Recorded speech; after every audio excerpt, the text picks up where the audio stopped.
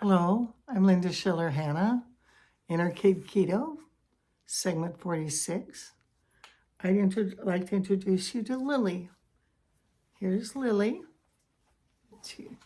She's part Chihuahua, and I think it's either Maltese or Shih Tzu, I don't know. We got her in Phoenix a few years ago, and she's our little baby. And the reason I brought Lily to the program, and she just had a bath, and she's not sure she liked that, is that I've discovered this really wonderful chocolate called Lily's.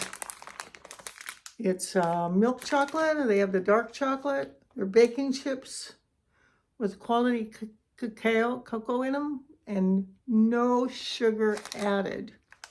So if you've been missing some stuff for your sweet tooth, for your emotional needs, try Lily's. I'm not going to make her stay up here. She just said hello, and we're going to let her go play. Go on, Lily, go play. She says, I've had enough of that. All right. I realized today that doing a daily message on the topic of food is still a food obsession. Even if it's, I'm not eating certain food, it's a food obsession. Guilty as charged. All may have a lifelong food obsession because of my backstory, because of my childhood of trauma, because of a lot of the reasons that my whole family was focused on food, because of the way our family went through the depression and the scarcity consciousness. And I'm just going to admit, it's something I have to deal with. Some people may have a spending compulsion. Some people may have driving or traveling or whatever. There's 1,000 ways to have issues. Okay, so I'm going to admit, I got a food issue. Nevertheless, it doesn't mean I don't daily work on the core causes and the recovery for that.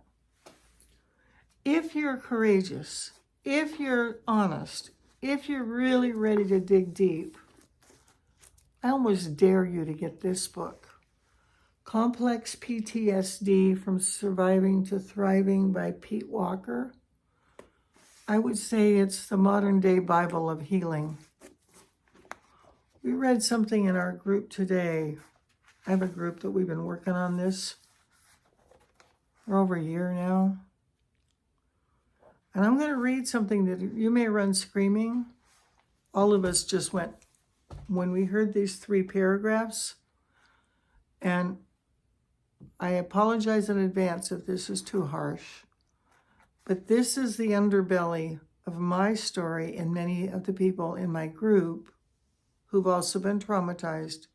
And it may be the underbelly of yours as well. And sometimes if we just understand what we're really dealing with, it motivates us to work harder, to not give up, to find community, to get real help.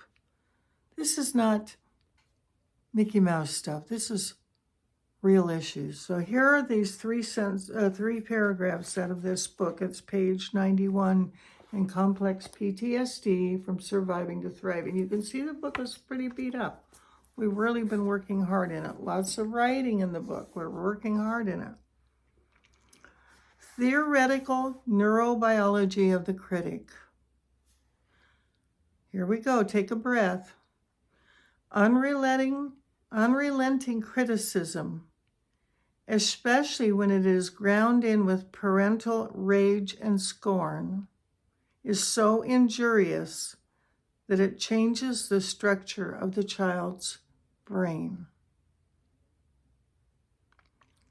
Repeated messages of disdain are internalized and adopted by the child, who eventually repeats them over and over to himself. Take a breath. Incessant repetitions result in the construction of thick neural pathways of self-hate and self-disgust. Over time, a self-hate response attaches to more and more of the child's thoughts, feelings, and behaviors.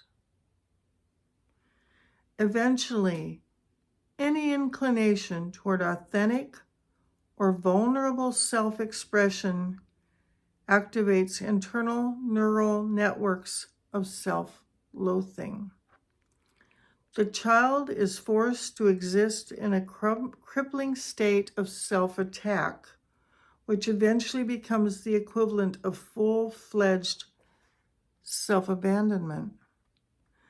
The ability to support himself or take his own side in any way is decimated. I've been working on healing my inner child since I was 16 and I'm 76. We're talking 60 years. I don't know if I've ever read 3 more disturbing and upsetting paragraphs in my entire life. And this is on top of all that work. So if you're going, no, I can't stand it, I don't want to hear it, don't ever say those words to me again, I believe you. But if they ping with pain, and you've also got a weight issue, which you probably have if you're sitting with me on some level, even if you're skinny, because sometimes a weight issue is not eating anything. It's an issue. Something in those paragraphs may strike a chord of resonance, of truth, of recognition. I'm here to tell you, I'm not going to abandon you through this process. I'm going to stay with you, and I want to help you stay with yourself through this process. And if you need a lily, whether it's a little puppy dog or some sugar-free lily candies once in a while, there are tons of recipes on YouTube for fun stuff that fit the keto lifestyle. We don't have to just go to a junk food candy machine or a drive-through. If we're smart, we can still have comfort food, but have it safe where it doesn't trigger us and mess up our blood sugar, our system, lead us down the path of destruction. So I'm sorry to give you a heavy message, but I also want to hand you some hope. Stick together. Keep coming back.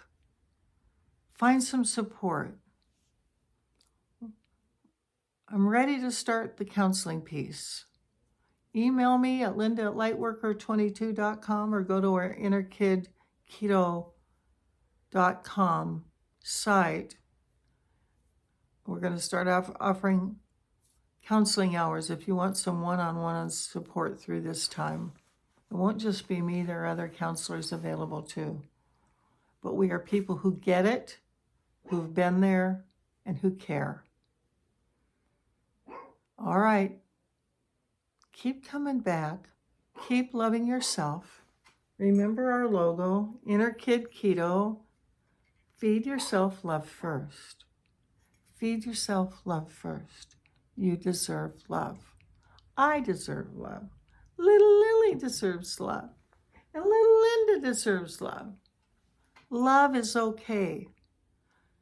We shouldn't have to pay our lifetime because we had wounded, messed up, wounded, scared, destroyed emotionally parents.